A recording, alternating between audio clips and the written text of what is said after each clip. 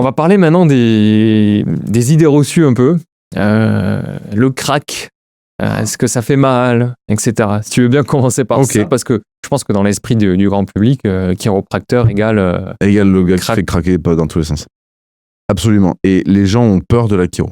Les gens, ils ont peur de la chiro. Pourquoi ? Parce qu'ils ne connaissent pas la chiro. Ils ont peur du crack. Ils ne connaissent pas le crack. Ou ils ont entendu dire que c'était dangereux, qu'ils allaient finir en fauteuil roulant, qu'ils allaient mourir ou qu'ils allaient avoir un AVC. Tout ça, c'est faux. La chiro, c'est pas dangereux. Pas du tout. Ça fait partie des, on va dire, traitements, prises en charge du champ de la santé qui ont le plus haut profil de sécurité. Bénéfice-risque, c'est le plus élevé, et en niveau de sécurité, c'est le truc le plus élevé. Il se passe jamais rien de grave avec un ajustement chiro. Jamais. Les seuls trucs graves, et ça c'est documenté, tu as des études, une grosse étude qui était à Hong Kong, je crois, en 2023, donc c'est Shu, je la connais par cœur, celle-là. Ouais. Shu et Al, ça a fait toutes mes études. Donc ils ont pris 15 ou 20 cliniques chiro, et le mec, c'est un fou furieux, il a tout branché, il a des données dans tous les sens, il y a tout qui remonte, il est dans tous les dossiers et tout. Et il fait de la recherche. Et sur 1 million d'ajustements, les choses les plus graves qui se sont passées, c'est 3 fractures de côte. Chez des gens qui sont des femmes, âgées, ostéoporotiques, c'est-à-dire avec les os fragiles. Le truc le plus grave qui peut arriver, c'est ça, c'est la fracture de côte. C'est pas agréable. Moi, j'en ai jamais cassé. Il paraît qu'on devient chiro quand on a déjà cassé une côte. Ah ouais. J'espère que ça m'arrivera pas. C'est pas agréable. Ça fait mal, mais c'est pas dangereux. D'ailleurs, tu peux te casser une côte en te tournant. Si t'as les os fragiles, tu te tournes ou tu t'allonges, tu te casses une côte. Bon, ben ça, 3 sur 1 million. Je fais le calcul en termes de niveau de risque. Et ça, c'était le pire. C'est le Adverse Event, ça s'appelle. Donc, c'était le plus haut truc qui se soit passé.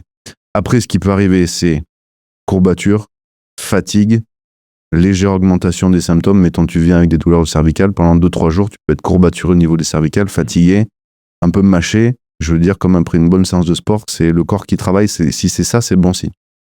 En dehors de ça, que du bénéf. Ouais, ça fatigue plus qu'une séance d'ostéo, une séance de chiro. Franchement, je sais pas, parce que moi, perso, tu parlais tout à l'heure de comment je suis venu à la chiro. J'y suis venu aussi par rapport à des douleurs. C'est-à-dire qu'avant d'être à ma place de chiropracteur, j'étais patient de la chiro. Ah oui ? Ouais, je me suis fait mal à l'épaule, moi, sur un choc au rugby. Donc, c'était à Clermont en 2012, je crois. Et donc, pour te dire la différence, je sais pas trop, parce que moi, j'ai fait de l'ostéo, j'en ai fait très peu. J'ai dû faire 2 séances, crac, ça m'a soulagé, mais c'est toujours revenu, cette douleur.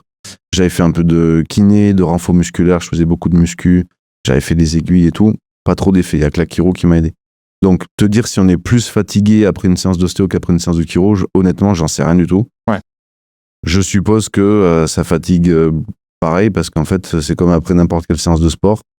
Bon, si tu fais de la muscu léger, tu vas être tranquille. Si tu te mets une grosse séance de crossfit ou d'Aerox, là, tu vas sortir. Ouais. Je l'ai repris là pendant 2-3 jours, t'es quand même courbaturé. Donc je pense que ça dépend de l'intensité. Ouais, c'est sûr. Après, moi, je me disais quand même, comme tu touches le système nerveux, peut-être qu'il y a une fatigue nerveuse un peu plus importante, ou peut-être que ça n'a rien à voir. Je sais pas. Honnêtement, il faudrait voir avec les gens qui ont l'habitude de faire les deux, parce que déjà, les deux sont pas du tout incompatibles. Il y a des gens qui sont patients, qui font des suivis chiro réguliers pour leur système nerveux, leur colonne, et qui continuent à aller chez l'ostéo pour ce que propose l'ostéo, qui est bien aussi, des gens qui ont confiance. Les deux sont complémentaires, ouais. Mais j'ai quand même souvent la question, tu vois, des gens qui disent, est-ce que c'est comme après l'ostéo ? Est-ce qu'il faut ne pas faire de sport ? Est-ce qu'il faut rester tranquille et tout ça ? Alors ?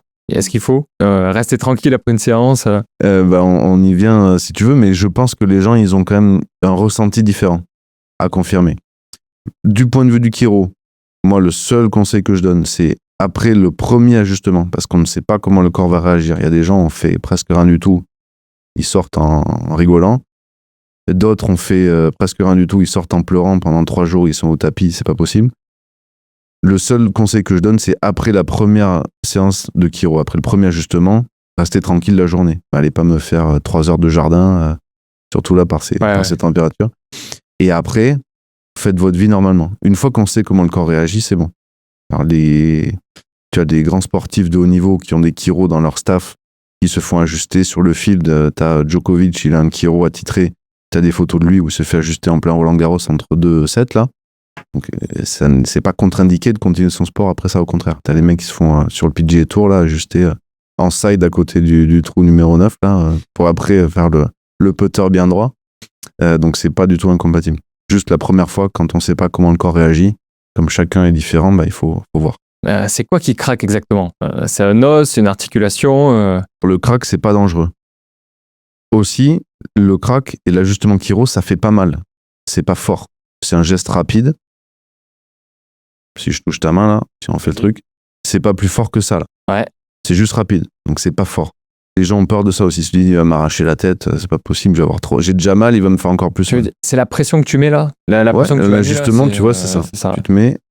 C'est ça ici. Ok. Pas plus fort que ça. C'est fou. Donc ça veut dire que tu as bien travaillé en amont la zone ou. Par contre, c'est ultra précis et spécifique. Et c'est la fenêtre, le bon moment pour ajuster. Donc un crack, premièrement, ça fait pas mal. C'est pas fort. Ensuite, c'est pas les os qui craquent. On remet pas les vertèbres en place. Ça, c'est pareil, une mauvaise conception. Le crack, là, si on peut faire avec les doigts, c'est une bulle d'air dans l'articulation. C'est comme une bulle de champagne. Le phénomène s'appelle la cavitation, donc c'est le liquide. Quand tu le distends, il fait un pop. C'est la bulle de le bouchon de champagne qui pète. Ouais. Que ça craque ou que ça craque pas, on s'en fiche. Le crack, c'est pas un bon indicateur. Il y a des gens qui aiment bien que ça craque, d'autres qui n'aiment pas que ça craque. Dans tous les cas, on peut faire de telle sorte que l'ajustement n'est pas forcément inaudible, donc que ça craque pas pour ceux qui ont peur ou qui n'ont pas envie. Ça, on peut adapter complètement. Et en plus de ça, c'est pas je veux dire, ça peut ne pas craquer et avoir un gros effet quand même. C'est vraiment pas le bon. Si t'es au bon niveau, avec la bonne intensité, le corps il va percevoir l'information et il va en faire quelque chose.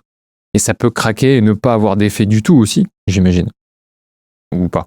Quand ça craque en général, c'est que ça peut. Ouais. Ça peut parce que t'as des fois alors après tu développes un peu ce côté identification où t'entends les bruits. Donc il y a des gens, ça peut déranger beaucoup. Moi, j'aime bien ce bruit du crack. Et après, tu arrives à identifier la nature des cracks, du craquement. T'as des espèces de craquements qui sont comme quand tu te fais craquer toi-même en tournant la tête hyper vite, là, ou les gens qui te font craquer, tu sais, sur la chaise. Ouais. Ça fait une espèce de clac, clac, clac, clac, clac, clac, clac. C'est plutôt une espèce de craque de ligament. C'est les tissus qui frottent, ou les petites capsules, là. C'est pas un crack profond. Et après, t'as le crack de l'ajustement, quand t'es vraiment sur une vertèbre qui est complètement bloquée ou verrouillée ou subluxée depuis longtemps.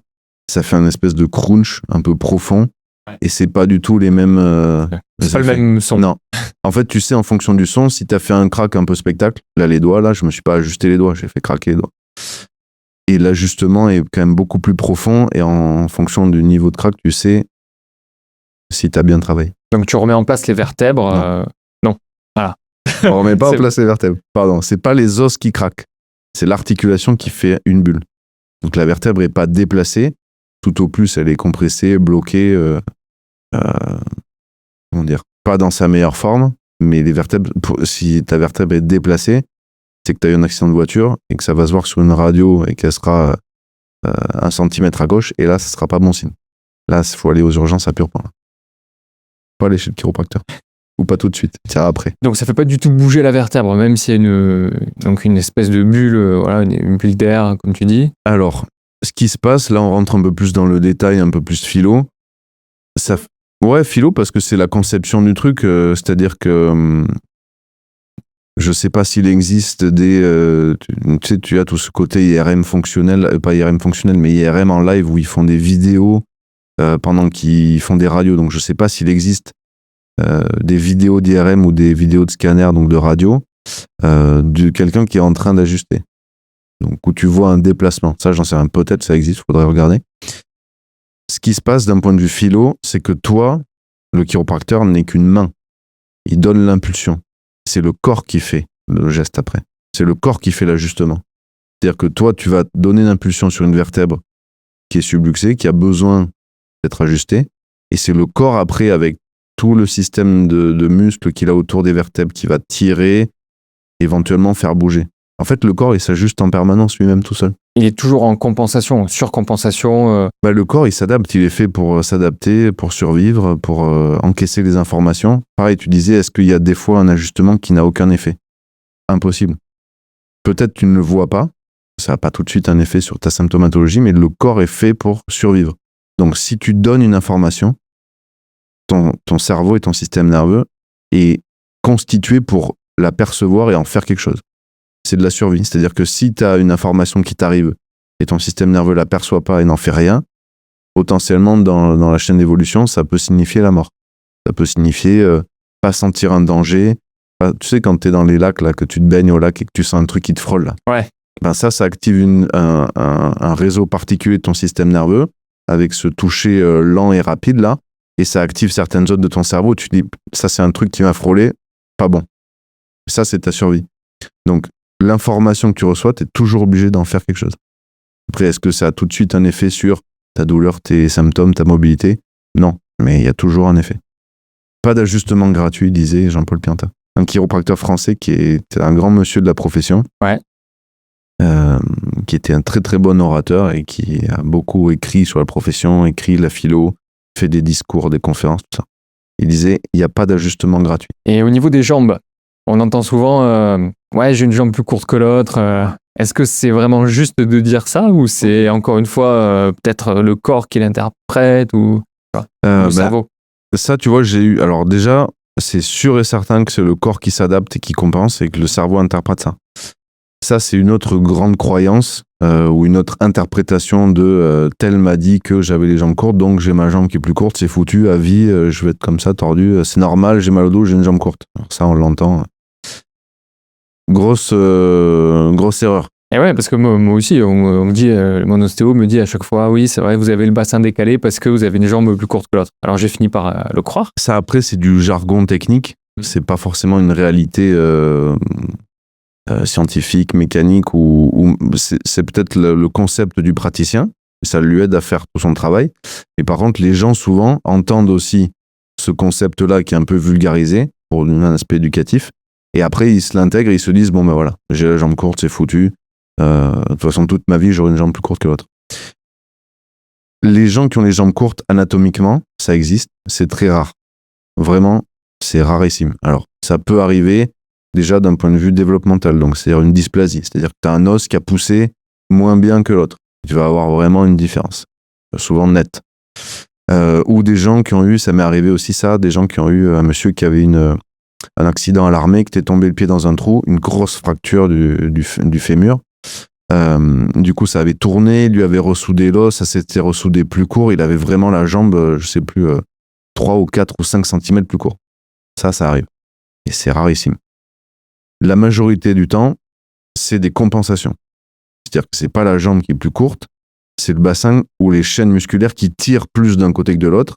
Et du coup, en bout de chaîne, tu as un décalage. Alors, c'est un paramètre en chiro, c'est un truc qu'on regarde et qu'on suit dans le temps, en évolution. Ça aide aussi pour guider dans certaines techniques, c'est un test. Mais c'est pas un truc immuable. C'est-à-dire que c'est pas parce que les jambes, elles sont comme ça qu'après un ajustement, elles vont pas être comme ça. Bien souvent, d'ailleurs, tu commences comme ça, et ensuite, avec l'ajustement, quand tu ajustes ce qu'il faut dans le bon ordre et dans la bonne séquence, bah, tu retrouves un équilibre. Après, il faut que ça tienne dans le temps, donc le corps, il faut qu'il change ses habitudes, c'est pas en une fois que ça se passe. Je pense que c'est utile de mettre des semelles, porter des semelles dans les chaussures orthopédiques. Alors ça, on l'avait vu en cours, on avait une intervention à l'école, c'était hyper intéressant avec un podologue du sport, je crois. Ils ont des études qui sont hyper poussées, hyper complètes. C'est très intéressant de nous parler de toutes les plateformes de force, tout le côté proprioception, neurologie. Ça, c'est la semelle. Parce qu'il y a tout un truc en podologie, si je dis pas de bêtises, il faudra demander à des podologues, sur la proprioception et l'information venant du pied, qui est un organe sensoriel hyper important, qui remonte au cerveau, et tu as toute une adaptation posturale qui vient avec. En revanche, ce que moi je trouve être une bêtise ou qu'il faut éviter, c'est, il y a une jambe courte, donc je cale avec une talonnette. Ça, la talonnette, je crois que c'est de la posturo vraiment old school, je sais pas si ça se fait encore, mais quelqu'un qui a une compensation au niveau de chaîne musculaire et à qui tu viens caler la jambe comme un buffet, tu entretiens le déséquilibre. Tu mets un petit bout de journal là, voilà, sous le pied du buffet là pour. Tu mets un petit bout de journal, un sous-boc, tu vois, pour la table au resto là. Donc, si c'est sa jambe qui est vraiment courte, le monsieur en question qui avait la jambe de 5 cm plus courte, il avait une chaussure orthopédique avec une semelle en dur qui rattrapait vraiment son vrai décalage. Maintenant, quelqu'un qui a quelques millimètres ou 1 ou 2 centimètres qui sont plus de l'ordre adaptatif ou compensatoire, je vois pas pourquoi venir caler ça serait intéressant, sachant que ça va entretenir plus le déséquilibre et que ça peut avoir un impact après. Par contre, quelqu'un qui se fait ajuster, qui fait un vrai protocole et qui récupère cette tension-là, qui rééquilibre et à qui reste un petit décalage, pourquoi pas après adapter des semelles. Ça pourrait être intéressant. J'ai pas encore, mais j'aimerais bien travailler avec d'autres professions qui ont cet aspect analyse et compréhension et ouverture. Ajuster quelqu'un permet d'avoir un système nerveux équilibré et ensuite lui faire des corrections, hyper intéressant. Alors que si tu fais des corrections sur un système nerveux qui est déjà bancal, où le mec qui capte rien et sa posture elle est juste en adaptation, est-ce que tu loupes pas un peu un truc? Par contre, les semelles orthopédiques juste pour contrebalancer certains décalages, pas forcément une jambe plus courte que l'autre. Mais c'est ça, c'est de l'ordre de la semelle. Ouais, plus la pour semelle, le côté proprioceptif. La semelle, on est d'accord, c'est l'avant de ce que nous avait expliqué le podologue qui était venu nous faire cours, oui. C'est l'avant du pied. Donc avec alors il y a toute une technologie, ils mettent des petits coussins, je sais pas comment ça s'appelle, des petites épaisseurs, tout ça, des densités de mousse et tout. Ça. Moi j'en ai pour faire du sport. Donc ça te met des points sous le pied, ça qui ont un impact neurologique, c'est-à-dire que ça te change ta proprioception au niveau de la voûte plantaire, ça remonte au cerveau et ton cerveau il adapte la posture. Ça oui, c'est la semelle. Moi, ce dont je parlais, c'était la talonnette. Le talon pour le décalage de hauteur. Et c'est deux choses différentes. Tu as des semelles d'ailleurs qui sont très bien faites où tu prends les semelles. Les gens peuvent faire ça chez eux déjà, s'ils ont le doute. Tu prends tes semelles, tu les mets à côté là et tu vois s'il y a une talonnette en mousse. Alors des fois, tu as une talonnette en mousse comme ça, à checker si c'est toujours d'actualité ou pas. Moi, je me rappelle des cours qu'on avait eu aussi. Je crois que la pertinence des semelles, c'est sur de l'ordre de 3 à 6 mois. Et tu as des gens qui ont des semelles depuis 4 ans, 5 ans, les mêmes, qui sont jamais allés les faire rechecker, qui gardent les mêmes. Ah, ça, c'est intéressant à savoir. Parce que moi, ça fait plus de 2 ans que je l'ai, là. Ouais, je crois qu'au bout de 6 mois, c'est déjà. Il faut checker si c'est pas périmé, quoi. Et surtout, vous regardez si vous avez une talonnette. Et donc, s'il y a une talonnette, après, les semelles, ça se teste. On peut faire des tests de force, des tests neurologiques, pour voir si avec, t'es bien, et si sans, t'es mieux ou si t'es pire. Si avec, t'es mieux, pas de raison. Si avec, t'es moins bien, est-ce qu'il faut peut-être l'adapter, la raboter un peu, revoir ton podo pour qu'il retravaille dessus? Moi, personnellement, ça m'a permis de courir à nouveau. Il y a 3 ans, tu vois, au bout de 40 minutes, j'avais mal au genou tout le temps, au même endroit. Apparemment, c'est l'essuie-glace, le fameux syndrome de l'essuie-glace. Ouais. Et les semelles ont tout changé. Okay. Clairement, plus de douleur. Allez, peut-être au bout de 2 heures ou d'un semi-marathon, je commence à avoir un peu mal au genou, mais... Alors pourquoi s'en priver? Moi j'ai jamais eu de semelle, je sais pas dire, mais peut-être que je devrais les remettre à jour en effet. Un petit contrôle, tu vois. De toute façon, c'est pris en charge par la Sécu, ça. Mais syndrome de l'essuie-glace, c'est pas important sur le moyen fessier. Hein. Sur le moyen fessier, ouais. C'est-à-dire? Donc la bandelette iliotibiale, donc cette bandelette là qui vient frotter sur le genou, c'est tenu par un petit muscle qui fait du boulot en trop quand ça frotte. C'est-à-dire que ce qui est le principal pour ça, les problèmes de genoux, et ça, tu as tous les kinés, tous les spécialistes des douleurs comme ça articulaires qui te le diront, il faut renforcer le bassin, renforcer les fessiers, notamment le moyen fessier qui te fait une stabilité du bassin. J'avais rencontré, donc c'était quand j'étais dans les Alpes, au même endroit là, un ancien chirurgien qui avait fait Harvard Med, donc un mec qui était hyper calé, il faisait que du genou pendant 15 ans. Et le mec était diplômé d'Harvard médecine. Il disait... J'ai fait du syndrome de l'essuie-glace, de la bandelette iliotibiale toute ma vie. Le seul truc qui marche, c'est renfort du moyen fessier. Il avait dit aussi une phrase très bien qui était « L'humain a évolué en marchant. Et l'être humain est fait pour marcher. » Donc la course, pareil. C'est quand même traumatisant, il faut être bien préparé. On va pas courir comme ça. Ouais, c'est clair. Des bonnes chaussures, des bonnes semelles, y aller progressivement. Exactement. Tu cours toi? Je cours un peu, j'ai pas trop le physique. Moi, j'ai le gabarit rugbyman en 90 et 100 kilos. Putain, c'est bon ça. Ça fait un peu mal. Ah, tu vas à la salle? Ouais, salle de sport. Tu vois, je te disais, je me suis mis au CrossFit au nord de Toulouse, à Navelli, là.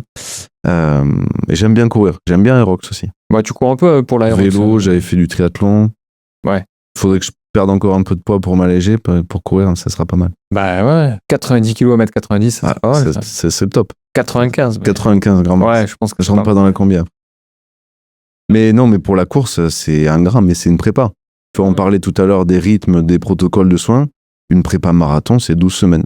Bon, bah, tu veux faire tel marathon, c'est 3-4 sorties par semaine, tu fais 80% de ton endurance fondamentale, tu fais ton fond, tu fais tes sorties de fractio, là, tu te diras ça mieux que moi en plus. Mais je veux dire, personne ne fait quelque chose d'exigeant sans se préparer. Et la chiro, c'est pareil. C'est clair. Alors moi, je fais pas des marathons, je fais que des semis. Parce que le marathon, pour moi, ça pourrait me blesser. On va puiser vraiment dans les ressources assez profondes de l'organisme, et j'ai pas envie d'aller là-dedans. Ouais. Parce que ça voudrait dire un programme d'entraînement aussi plus long. Ah oui. Tu parlais de 12 semaines. Bon, c'est vrai, 12 semaines, c'est ça? Ouais, je pense que c'est ça. Moi, je suis pas spécialiste. Je me fais coacher pour ça. Mon coach, il m'a fait un programme de préparation pour le semi-marathon. Okay. Voilà. Et je sais qu'il y a des séances d'endurance fondamentale où tu es à 80%, là, c'est ça. Des séances de fractionné cardio, et pour un semi-marathon, en 2-3 sorties par semaine, ça passe, quoi, au niveau de la prépa. Et je le fais 6 mois avant en général. Mais pour le marathon, c'est quasiment tous les jours. Ouais, c'est clair. Ouais. Donc, imagine, tu t'inscris au marathon de Toulouse et tu fais 3 sorties de 30 minutes ou de 3 heures, et après tu tapes le marathon. Ah ouais, non. Ceux-là, tu les retrouves chez les chiro après. Ça détruit. Pareil, c'est la mode. Rendez-vous en urgence. Les Ironman, les trails, les Ironman. Ah oui. Je vois beaucoup d'amis, de connaissances de mon entourage qui se sont inscrits. Et je pense qu'ils ne se rendent pas tous compte le niveau de la violence. C'est fou. Hein. Ouais. Ils sont inscrits première one-shot sans avoir fait d'autres trucs avant? Oui, ils ont fait des trucs avant quand même. Parce que... Ils ont fait des marathons, ils font du vélo. Ils sont en canne, tes amis, là. Ils sont préparés. Ah ouais, mais c'est des gros bourrins. Rien que pour avoir fait avec un copain, on s'était inscrit pour un triathlon, là, j'avais fait un S et un M en relais. Ouais. Le S, j'ai souffert. Hein. Donc j'étais bien préparé, j'étais pas mal. Mais le S, c'est quoi? Un small, tu sais, donc c'est un... T'as 800 mètres de nage, je crois, 10 km à vélo ou 20 km à vélo, et 5 de course. Bon, la course, je me suis fait rétamer, je me faisais doubler par tout le monde. Vélo, j'étais pas mal, j'avais de la puissance, mais la course, horrible. Ouais. Donc déjà ça, c'était 1h15, 1h20, 1h30 d'effort. Et si t'es pas préparé, tu te blesses, quoi, c'est sûr. Tu parlais de la marche, donc on entend un peu tout et son contraire sur la marche. Bon, on entend quand même beaucoup de choses positives sur la marche, que ça permet de ce que j'ai compris, la voûte plantaire est importante pour le fonctionnement du cœur et de plein de choses. Je crois que on a une espèce de pour la circulation au niveau de la voûte plantaire. Est-ce que tu vois d'autres bénéfices à la marche? Est-ce que toi tu le recommandes? Parce que j'ai un ami aussi médecin. Alors lui il dit c'est pas forcément scientifiquement prouvé que ça améliore les fonctions vitales de l'organisme, etc. Donc quel est ton retour? Alors il faudra voir en effet sur le côté, on en avait parlé ça, mais sur le côté recherche, ce qui ressort. Moi, je recommande la marche parce que c'est dans les recommandations de l'OMS. C'est entre 8 et 10 000 pas par jour. Donc, ça veut dire qu'il faut être actif. Pourquoi la marche? Parce que physiologiquement, on est fait pour ça. On est plutôt fait pour marcher longtemps. On est très endurant, on transpire. Donc, en fait, on peut ne jamais s'arrêter de marcher. L'humain, ça fait partie des animaux qui sont très endurants parce qu'on a ce système de transpiration. Et on est fait pour ça. Fait pour marcher beaucoup, régulièrement, longtemps. On n'est pas fait pour rester assis au bureau 8 heures par jour. Ça, c'est sûr. Donc marcher, ça fait partie des choses à faire pour les patients qui démarrent les protocoles avec moi. Je leur dis toujours, c'est un travail d'équipe. 50-50. Pareil, j'aime bien 50-50. 50% les ajustements, mon boulot, et c'est pas magique et ni miraculeux. Si vous faites 8 heures de canapé par jour, vous gavez de sucre et vous vous droguez toute la journée, ça va beaucoup moins bien marcher. Et puis surtout, vous allez perdre du temps et de l'argent. Dans les recommandations, c'est 30 minutes de marche tous les jours. On peut faire 3 x 10, 2 x 15, 30 minutes d'un coup ou plus, mais il faut marcher minimum une demi-heure par jour. Après, 8000 pas, c'est déjà pas mal. 10 000, ça commence à faire. Pour moi, la marche, c'est le meilleur. Enfin, il y a des études qui montrent ça, c'est le meilleur des médicaments. Ça permet que ton système cardiovasculaire, ton système musculaire, ton système pulmonaire, tout ça, ça tourne. Et c'est ça qui fait la bonne santé. Bien plus que est-ce que t'es maigre, est-ce que t'es musclé, voilà. Donc pour moi, la marche, ça fait partie des incontournables, des essentiels de vie même. Je le mets dans mon livret, avec d'autres choses dont on parlera si tu veux. Et ce qui est intéressant avec toi, c'est que tu proposes pas juste des séances one shot ou en mode revenez une semaine dans une semaine. Voilà, moi c'est très suivi, c'est très régulier. Au début, les gens qui sont dans les parcours de soins, c'est plusieurs fois par semaine.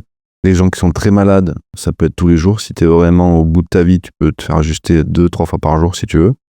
Et j'ai eu des exemples comme ça, on en reparlera aussi, mais c'est du suivi et c'est pas on va voir où ça va. C'est cadré, on part sur les protocoles de base de 3 mois, des suivis réguliers, des points toutes les 6, 12, 24 visites, des réévaluations, on fait des photos pour la posture, avant, après, on compare, on fait des tests et on voit aussi comment ça évolue. Donc on objective un peu tout ça. Est-ce que les patients les patients, les personnes que tu reçois à ta clinique sont éduqués sur la douleur? Est-ce qu'ils se rendent compte que c'est un signal, un symptôme? Quelle est leur vision de la douleur et comment tu peux les aider à voir la douleur différemment? C'est compliqué sur la douleur parce que c'est un peu le mal du siècle. Le mal de dos, on nous a toujours dit faites chiro, de toute façon des gens qui ont mal au dos, vous en aurez tout le temps. Ouais. C'est la profession de l'avenir, c'est pas faux. Surtout maintenant, t'as le mal de dos, puis t'as le mal de cervical aussi, parce que quand t'es comme ça, sur ton téléphone, penché pour regarder un écran, et puis surtout les postures répétées, t'as des gens qui restent pliés au bureau toute la journée, penchés sur le téléphone. Il faut savoir que quand tu augmentes cet angle-là, quand tu vas jusqu'à 60 degrés, ta tête qui pèse c'est entre 5 et 6 kilos, elle peut peser jusqu'à 27-28 kilos, penchée en avant comme ça. Donc imagine le niveau de tension que tu mets sur tes cervicales, et sur tes muscles, et sur tes structures osseuses, et le niveau de compression qu'on peut avoir. Je le sens là déjà. Dans le sang. Et le bas du dos, c'est pareil, tu restes assis toute la journée, là, ça fait 2 heures qu'on est assis, il faut qu'on bouge. On n'est pas fait pour ça. Prochaine fois, on fait un podcast debout. Voilà, en marchant, on va se balader dans Toulouse. Ouais, se balader, ouais. Et puis surtout, quand t'es statique. Donc, la douleur, c'est le mal du siècle. Et surtout, alors ça c'est vrai chez nous, c'est-à-dire dans l'Occident, avec cette vision aussi médecine allopathique et occidentale, la douleur, c'est le problème. C'est-à-dire que t'as mal, et c'est une demande des gens aussi, donc la médecine, elle suit aussi les demandes, elle fait ce qu'elle peut. Les gens sont très exigeants, surtout en France, je pense. J'ai mal, je veux ne plus avoir mal. Si possible, tout de suite, en faisant rien, idéalement gratuitement. Ça, c'est le contexte dans lequel on est. La douleur, c'est le problème. Donc, tu vas avoir tout ce qui est traitement antidouleur, antalgique, centre antidouleur. Donc, comment faire pour casser cette douleur, masquer cette douleur, arrêter cette douleur? Toute la médecine occidentale, pardon, je te coupe, mais est orientée avec cet objectif-là, traiter la douleur, pas traiter les causes, non? L'aspect médical, il est aussi surtout de traiter le symptôme. Dans certains cas, et médecine et chiro ne s'opposent pas aussi, il faut bien savoir ça, c'est deux opposés, ne s'opposent pas, pardon, c'est deux extrêmes d'un prisme, c'est deux extrêmes sur un axe. C'est-à-dire que l'aspect médical, il est pour adresser le symptôme quand c'est trop tard, quelque part. Si tu as des symptômes qui font que ton corps est en train de péter les plombs et qu'ils disjonctent et que c'est une urgence vitale, il faut aller à la médecine. Si ton corps est plutôt dans des symptômes qui sont chroniques, qui reviennent tout le temps et qui sont en fait juste un signal d'alarme, là, la chiro intervient. Donc, c'est-à-dire que tu as entre zéro douleur et l'urgence vitale, cet axe-là, et de 80% de douleur ou de risque jusqu'à urgence vitale, ça c'est le côté médical, et de 0 à 80, c'est le côté chiropratique. C'est-à-dire que la douleur, pour nous, c'est le signal d'alarme, c'est pas le problème. La douleur, est-ce que c'est le problème ou est-ce que le problème, c'est ce qui cause la douleur? Ouais, c'est la cause, évidemment. Ouais. Donc parfois, la douleur, c'est très présent, donc c'est important de pouvoir passer des fois des vagues qui sont insupportables. Mais aussi, il faut savoir l'interpréter. C'est-à-dire que la douleur, c'est le signal d'alarme du corps, c'est l'alarme incendie. Quand tu as le feu chez toi et que l'alarme sonne, premier réflexe, c'est quoi? C'est d'aller casser l'alarme, débrancher les piles et de se dire cette alarme, elle nous casse la tête quand même. Non, c'est d'abord, tu éteins le feu, tu fais ce qu'il faut, tu t'assures que tout le monde est en sécurité et après, tu vas débrancher l'alarme. Tu traites d'abord la cause et du coup, la conséquence, donc le symptôme, la fumée ou l'alarme va s'arrêter. Dans certains cas, il faut adresser en urgence ces fumées. Si tu étouffes dans un appart, ça va être compliqué d'aller éteindre le feu. Ou cette alarme, Mais dans certains autres cas, il faut surtout aller chercher d'où ça vient. Et surtout quand c'est chronique. C'est-à-dire que, comme on disait, quand tu as mal au genou depuis 5 ans et que tu as vu tous les professionnels de la Terre, bon, bah, tu sais qu'il n'y a pas d'urgence vitale. Ça fait 5 ans que tu as mal, bon, ça veut dire qu'il faut aller à la cause du truc. Là, j'avais une question assez précise sur certains patients qui viennent te voir et qui ont des douleurs depuis plusieurs années, peut-être 10 ans, et ils sont jamais allés voir un chiro. Et peut-être au bout d'un moment, ils ont décidé de franchir la porte, d'aller voir un chiro. Est-ce que ça t'arrive? Alors ça m'arrive souvent. Soit ils voient passer sur les réseaux sociaux, soit ils voient le site internet, soit ils voient une vidéo, ils se disent « Tiens, bon, ça m'a parlé, je vais aller voir ». Les gens qui arrivent en disant « Voilà, j'ai tel problème », alors souvent, ça serait trop facile. C'est pas un problème, il y en a 4 ou 5 ou 10. Et puis, ça fait 10 ans, celui-ci, ça fait 7 ans, et celui-ci, il est toujours en cours, et le stress, là, est toujours présent. La relation en ce moment avec mon ex-mari, c'est compliqué. Bon, t'as tout un contexte. Les gens qui viennent avec des douleurs depuis 10 ans, qui ont rien fait, c'est rare. C'est-à-dire qu'ils ont toujours essayé de faire quelque chose ou quoi. Après, t'as des gens qui s'attendent à ce que ça soit magique et miraculeux, quand en un coup, la douleur qui est là depuis 10 ans, elle parte. Mais ça marche pas comme ça. Le corps, il a besoin de temps et de répétition. Et de régularité. Sinon, il n'apprend pas des nouvelles habitudes, il n'apprend pas une neurologie différente, il n'apprend pas une posture différente. Donc, il y a plus souvent des gens, et parce que l'éducatif aussi, quand ils ont mal, alors, on parlait tout à l'heure de ce que tu disais, ce que je pense de la médecine. Les médecins, alors tu as la médecine et les médecins. La médecine, c'est plutôt le système médical, et les médecins, c'est des gens, c'est des individus qui ont choisi ce métier-là pour aider les autres. Donc, il faut séparer déjà le système et les individus. Donc, tu peux critiquer un système, des fois critiquer les individus, bon, sauf s'ils font les choses pas bien. Il faut être un peu plus mesuré. Le système médical, je pense, a habitué les gens à avoir des solutions rapides et immédiates. Donc, t'as mal, tu prends un antidouleur. Et du coup, les gens veulent ça. Et quand ils vont voir le médecin, donc l'individu médecin, j'ai un de mes meilleurs amis est médecin, et j'ai beaucoup discuté quand je travaillais dans un centre qui était pluridisciplinaire, avec les médecins du centre. Et en fait, eux aussi sont un peu démunis, ils se disent, j'ai le patient qui vient, il a mal, j'en ai 35 qui attendent derrière, il faut que je lui trouve un truc tout de suite. Et si je lui fais pas une prescription, il va voir le médecin d'en face, ou il va pas être content, et il va dire, le médecin il m'a rien prescrit, etc. Donc ils sont aussi parfois un peu coincés par la demande des patients. Donc les gens, certes, sont mal éduqués ou pas forcément éduqués à la douleur, ils attendent des solutions immédiates tout de suite. Donc il y a un gros travail à faire déjà pour leur expliquer comment ça marche, et que ça marche pas comme ça. Et que pour adresser les causes, et pas juste masquer le symptôme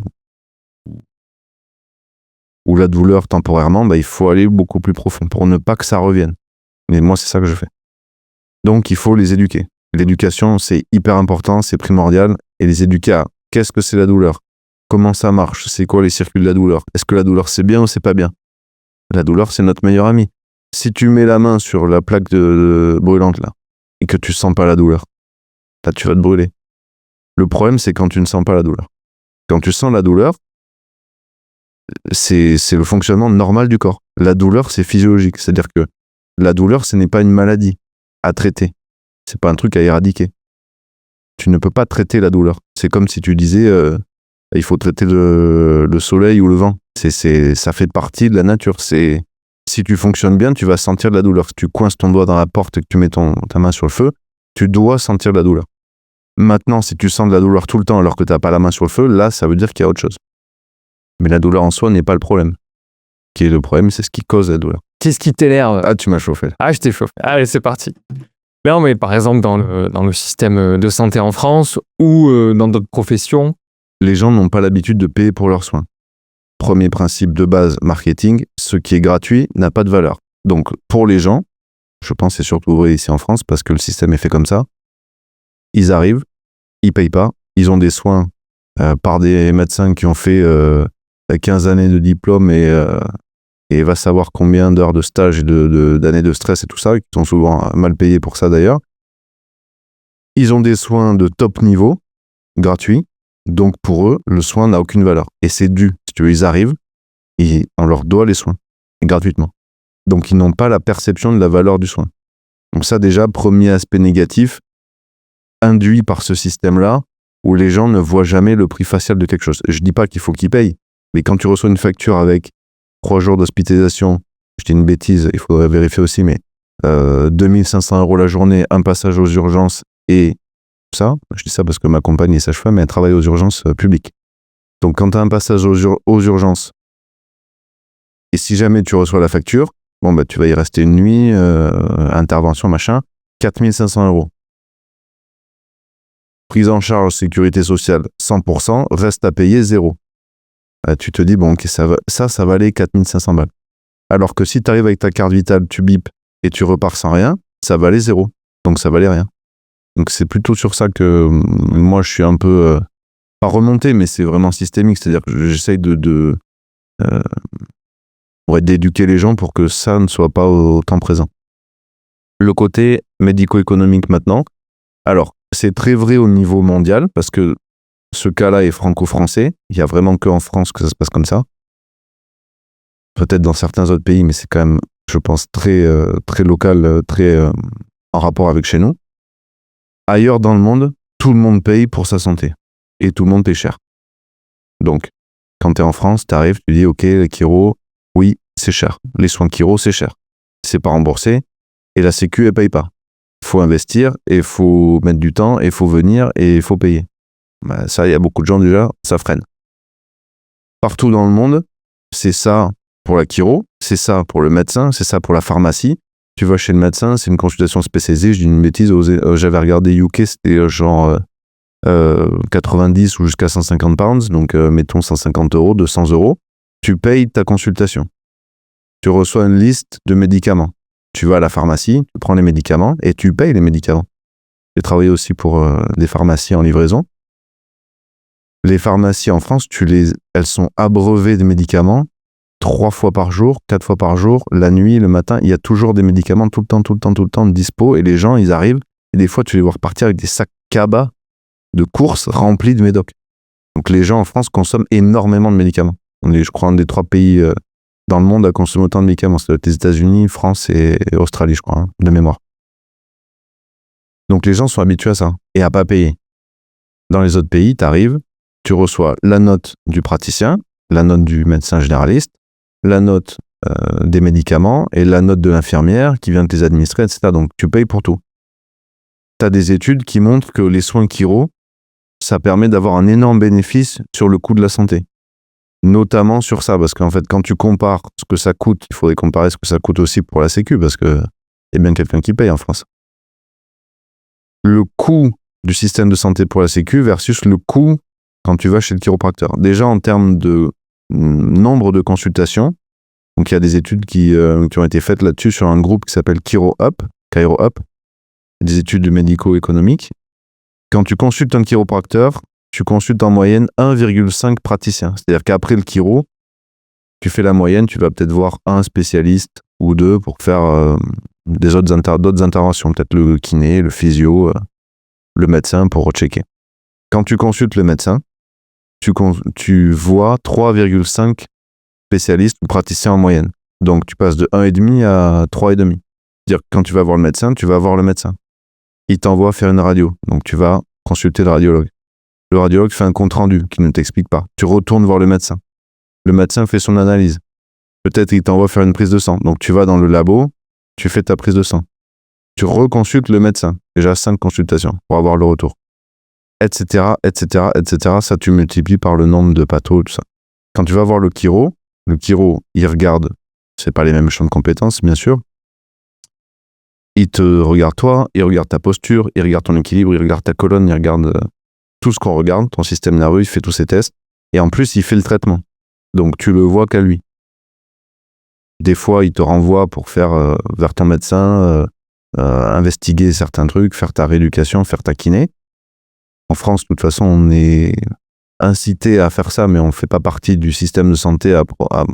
On n'est pas intégré dans ce système de santé-là, à proprement parler, c'est-à-dire qu'on ne fait pas partie du parcours de soins. On est indépendant. La chiro, d'ailleurs, c'est une profession qui est indépendante. On n'est pas une médecine alternative, on n'est pas une profession parallèle, on n'est pas quelque chose, c'est indépendant. Ouais. Tu vas voir le chiro comme tu irais voir le dentiste ou le médecin. Est-ce qu'il y a un ordre des chiropracteurs, comme l'ordre des médecins ? Il n'y a pas d'ordre. Ouais. Il n'y a pas de volonté d'ordre, il y a une association professionnelle. Mais il n'y a pas de côté ordinal. Il y a des décrets de loi et il y a une asso. Donc, qui fait des recommandations, des guidelines, qui parle au côté politique et tout ça. Ce que je voulais dire, c'est que tu vas voir le chiro, tu peux être interfacé dans le système de santé, mais tu fais pas partie de la chaîne. C'est-à-dire que le chiro, il est pas ni le premier ni le dernier de la chaîne dans médecin, kiné, ostéo, chiro, dentiste, machin. Il est à part. Donc ça, déjà, c'est plus difficile pour nous. Ça veut dire qu'il faut que les gens viennent à nous sans passer, où ils sont pas recommandés par le système de santé classique. Parce que les gens, déjà, savent pas trop ce qu'on fait. Les professionnels de santé savent pas trop ce qu'on fait. Sont pas trop éduqués à ça non plus. Nous, on a beaucoup d'heures de cours, tu vois, sur la pharmacologie, la médecine, la pédia, enfin, tout ce que font les autres professionnels de santé. Dans un cursus médical, t'as pas un semestre de cours sur comment fonctionne le chiropracteur et qu'est-ce qu'il propose et qu'est-ce qui peut être intéressant comme cas à lui envoyer là-bas. On se dit, ok, c'est les charlatans qui sont dans leur coin, ils ont pas fait d'études, ils sont pas reconnus, ils sont pas tout ça, ce qui est faux. Et donc, du coup, ils nous réfèrent personne. Par ça change. Connaissance. Ça en train de changer, ouais. Les mentalités par rapport à la chiropratie, je pense. À l'époque, il faut bien savoir aussi, la chiro, ça a été légalisé en 2002 en France. Donc, avant 2002, c'était une profession illégale. C'est ultra récent. C'est très récent, ça. 22, 24 ans, 25 ans, je crois. Et en plus, connaissant la France, on sait que ça met du temps. Les mentalités sont très longues à changer. Donc. Tu vois, par exemple, en Suisse, la chiro est arrivée en 1964 ou 65, si je dis pas de bêtises, dans les années 60. Donc, c'est maintenant intégré et c'est devenu même intégré au cursus médical et c'est une spécialité de médecine. Donc, pour faire chiro, il faut que tu passes par les études de médecine et c'est une spé de ta 2e année, en gros, jusqu'à 9e ou 10e année. Donc, si moi, je veux travailler en Suisse, mon diplôme est reconnu en Suisse, donc j'ai mon bac plus 5, je vais en Suisse, je fais une année en plus pour passer le concours et je fais 3 ans, je sors et je suis médecin chiropracteur. En France, on est là-bas, quoi. Les séances de chiropraxie permettent, au final, d'économiser de l'argent, parce que tu économises le nombre de praticiens que tu vas voir ensuite, quoi. Exactement. Tu économises déjà sur le nombre de praticiens, tu économises sur le nombre d'examens, d'analyses. En fait, il y a plein d'examens. Les médecins, ils font ce qu'on leur demande déjà, ce que leur demande la Sécu.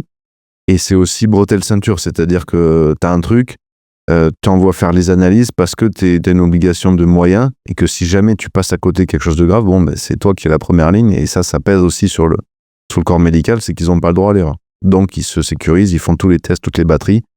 Et bien souvent, ça peut être peut-être évité, ou en tout cas dans les recommandations actuelles de bonne pratique, notamment sur les douleurs musculo-squelettiques, neuromusculo-squelettiques, l'imagerie, ça fait en dernier. C'est-à-dire que quelqu'un qui a mal, d'abord, il fait, idéalement chiro, au moins il fait son programme de kiné, et dans nos recommandations à nous, de bonne pratique de profession, si tu n'as pas de changement ou de résultat sur, à minima, quelque chose sur le côté symptomatique au bout d'un certain temps, par exemple pour les douleurs en cervicales, si tu n'as pas de résultat au bout de 6 visites, de 6 sessions adaptées, là tu réfères pour imagerie ou pour investiguer s'il n'y a pas quelque chose en plus. Ça veut dire que déjà, si tu fais moins que 6 visites, tu peux pas savoir. Et si tu réfères au bout de la 2e visite en disant ça marche pas, je l'ai renvoyé, t'es pas dans la loi. L'imagerie, ça fait en dernier parce que tu as aussi ce qu'on appelle la corrélation radioclinique, c'est-à-dire que l'imagerie ne veut pas dire qu'il y a forcément... c'est pas parce qu'il y a quelque chose à l'imagerie qu'il y a forcément un problème et que ça corrèle forcément avec tes symptômes. Si tu fais par exemple des IRM, il y a une étude qui avait montré ça aussi. Tu fais des IRM chez tout le monde, dans la rue, pour analyser leurs disques. De 20 ans à 70 ans, tu vas trouver des hernies discales chez tout le monde. Tout le monde a des hernies discales. Le problème, c'est pas la hernie discale. C'est quand t'as mal au dos et qu'en plus il y a une hernie discale et qu'il se trouve que cette hernie discale, elle vient pincer tel nerf ou irradier telle structure. Et là, du coup, tu fais un faisceau d'analyse et tu dis OK. Mais ça veut dire que l'imagerie, t'en as pas besoin au début. C'est-à-dire que si quelqu'un a mal au dos, t'as tout un tas de tests cliniques qui permettent de faire ça, des tests orthopédiques, des tests neurologiques pour évaluer ce qu'ils ont. Donc les tests, ça veut dire qu'il faut garder les gens et les tester, leur faire des mouvements et appuyer, essayer de reproduire et tout. Tu fais ton diagnostic, si c'est ta partie du boulot, moi je fais pas ça, mais je sais le faire, j'étais formé pour. Et ensuite, tu sais ce qu'il y a. Tu mets donc en place un protocole thérapeutique adapté Et si tu as des résultats, tu n'as pas besoin de l'imagerie. Le problème, c'est si tu fais « Ok, il y a mal au dos, IRM ». Parce que soit tu n'as pas le temps, soit tu n'as pas les examens, ou soit tu n'es pas sûr, ou si vraiment il y a quelque chose de grave derrière, il ne faut pas le louper. Donc tu as ces deux approches qui font que le coût de la santé, quand tu passes par un chiro, il est bien inférieur, il faudra ressortir l'étude sur les chiffres, qu'au coût du système médical. Parce que beaucoup moins volumineux et beaucoup moins coûteux en test, parce que c'est pareil. Je disais tout à l'heure, tu vas passer une radio, tu vas passer un IRM. Tu vois, même comme moi je l'ai dit, c'est tu passes un IRM, vas-y, va passer un IRM. Mais ça coûte combien de passer un IRM? Le temps, déjà le prix des machines, le prix d'un IRM, là. Faudrait voir combien ça coûte, ça doit être des centaines de milliers d'euros, ou peut-être des millions. Le coût d'une session, le temps du radiologue qui va lire l'imagerie. Le radiologue, ça doit faire partie des professions médicales les mieux payées, parce que c'est des mecs qui ont une expertise ultra élevée. Ils regardent l'image, ils doivent l'analyser, machin. Donc, passer un IRM, c'est pas aller acheter le pain, quoi. C'est un coût énorme. Et il y a beaucoup de gens qui vont passer des IRM et ils sortent, l'IRM, il n'y a rien, tant mieux. Et ça aurait pu être évité par certains tests, certaines analyses, peut-être. Tu disais, on a tous une hernie, mais en gros, ça nous fait pas forcément mal ou on la ressent pas forcément. Bon, déjà, c'est quoi une hernie?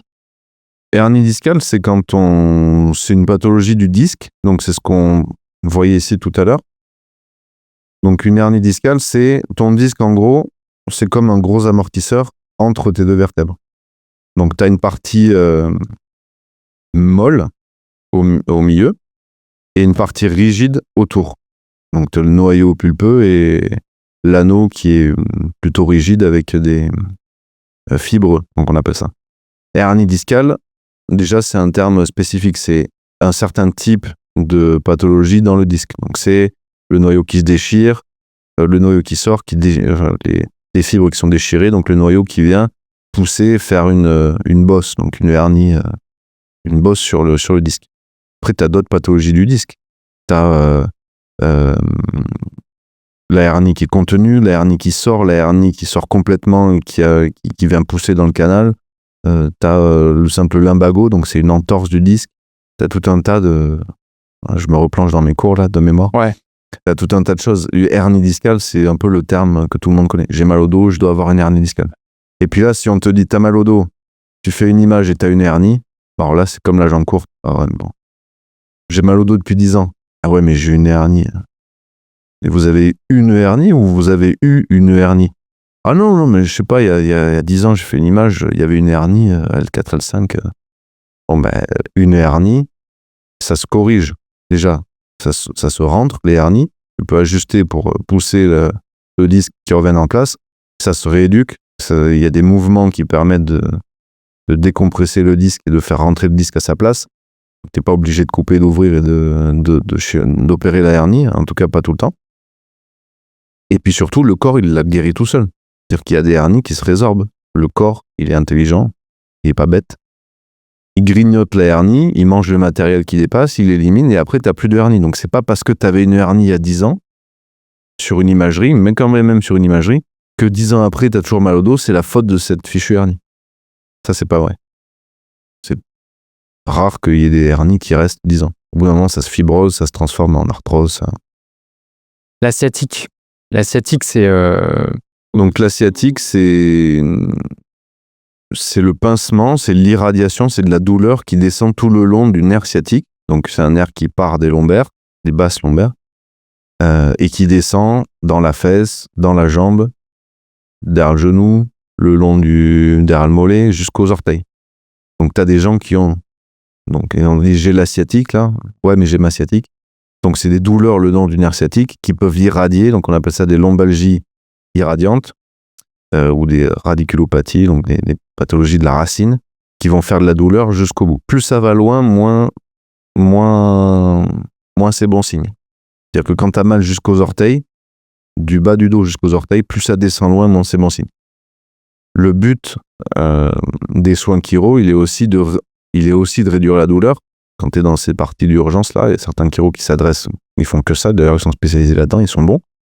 Réduire la douleur, faire que la sciatique, la douleur aille le moins loin possible. Donc, quand tu as quelqu'un qui vient, que tu ajustes et que tu dis j'ai encore mal, pareil, ça veut rien dire. Ça veut rien dire, j'ai encore mal. Vous avez encore mal où et comment? Ah ben là, j'ai mal jusqu'au genou. Ah, mais il y a 3 jours, tu avais mal jusqu'au pied. Donc, ce qu'on appelle la centralisation de la douleur. Là, maintenant, tu as mal jusqu'au genou, c'est beaucoup mieux. Ça progresse. Il faut apprendre ça aux gens. Donc, plus ça va, plus tu vas centraliser, puis après, tu auras mal jusque dans la cuisse, juste dans la fesse, après, juste mal dans le bas du dos, et après, il y aura moins. Et ça, c'est quand tu es assis au bureau, quand tu es assis en conduisant, que tu utilises toujours la pédale d'embrayage. Là, il y a ça chez les gens qui travaillent dans le bâtiment, par exemple, toujours la pédale d'embrayage tout le temps utilisée, ou les voitures électriques, donc tu n'as plus qu'une seule pédale, tu n'as qu'une jambe qui travaille. Donc là, à force d'être assis, plié, ça va venir compresser les structures, ça peut venir faire mal. Juste au bas du dos ou irradier. Déjà, quand ça irradie, c'est que c'est quand même avancé. Hein. Ah oui, j'imagine, ouais. Avant qu'un nerf fasse de la douleur, on voyait tout à l'heure, tu sais, le niveau de compression. Donc, le nerf est comme ça. Avant qu'il produise de la douleur, il peut être comprimé jusqu'à 60%. Ça veut dire que de 0 à 60%, il ne fait pas de douleur. Donc, la douleur, c'est pas l'indicateur absolu. C'est un indicateur parmi tant d'autres. La douleur se déclenche assez tard, on va dire. Exactement. Et puis quand la douleur est là, ça veut dire que le problème, c'est un peu la pointe de l'iceberg. C'est-à-dire que l'alarme a été mise en route, mais que le problème est là depuis un petit moment. Et c'est là où rentre l'aspect différence entre médecine et chiro. C'est qu'à partir du moment où tu as de la douleur, tu as toute une partie, tu vas avoir un overlap, on appelle ça. Donc ça veut dire qu'entre 60 et 80%, mettons, les deux professions peuvent travailler ensemble. Le médecin, il va recevoir quelqu'un qui a une sciatique aiguë, il va mettre un antalgique parce que ça fait vraiment super mal, et puis lui presque la kiné, une imagerie pour s'assurer qu'il n'y a rien de touché trop grave. Et le chiro peut travailler en parallèle, donc il peut envoyer le patient pour se faire ajuster aussi. Ça va dire qu'il va récupérer plus vite, et pas qu'il va passer 2 semaines avec sa sciatique à prendre que de l'antalgique ou du myorelaxant, et qu'il va avoir les effets secondaires du médicament aussi. Donc les troubles au niveau de l'intestin, de digestion, les acidités, puis au bout d'un moment, tu as des médicaments que les gens ne supportent pas aussi. Donc les médecins peuvent se retrouver un peu à court d'arsenal thérapeutique, se disent, j'ai testé ça, là je suis un peu limité, quoi. Entre 80% et 100%, là tu rentres dans la partie urgence, gravité, chirurgicale. Si le nerf il est comprimé jusqu'à tel point qu'il fait de la douleur et jusqu'à tel point qu'il perd de la fonction, donc c'est-à-dire que tu n'arrives plus à marcher, tu as des pertes de force dans la jambe, tu n'arrives plus à lever la jambe, tu as la jambe qui traîne, là, c'est mauvais signe, c'est urgence chirurgicale souvent. Tu vas aux urgences, ils regardent, et si c'est trop comprimé, il faut décompresser chirurgicalement. Parce que si le nerf est comprimé très fort pendant longtemps, au bout d'un moment, il nécrose, et là, tu peux perdre la jambe, et l'usage de la jambe, c'est pénible. Ou avoir des grosses séquelles. Donc, tu vois, t'as les grades, différents grades. Parfait, c'est top tout ce que tu as partagé.